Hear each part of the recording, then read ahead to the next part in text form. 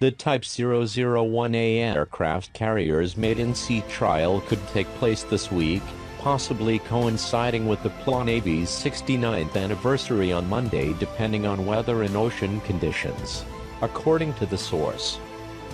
The Liaoning Maritime Safety Administration announced on Friday that 3 areas in the northeastern Bohai and Yellow Sea would be cordoned off for military activities from April 20th to 28. The restricted areas are close to the shipyard in Liaoning province where the new carrier is being built. The aircraft carrier is expected to enter service later this year, 12 months ahead of schedule, which one naval expert put down to a growing sense of urgency as rivalry between China and the United States intensifies.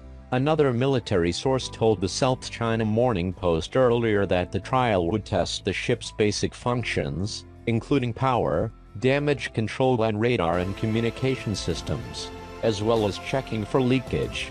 But the carrier is not expected to sail far on its first voyage, the source said, and it may just stay within Bohai Bay.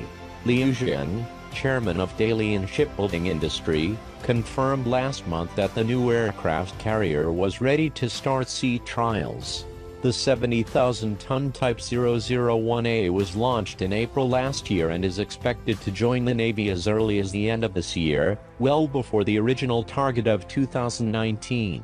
The new warship is an upgrade to the Type 001 Liaoning, China's only operational aircraft carrier, a retrofitted Soviet-era Admiral Kuznetsov-class multi-role vessel. But the source close to the Navy said it was far too early to estimate when the new ship would be combat-ready.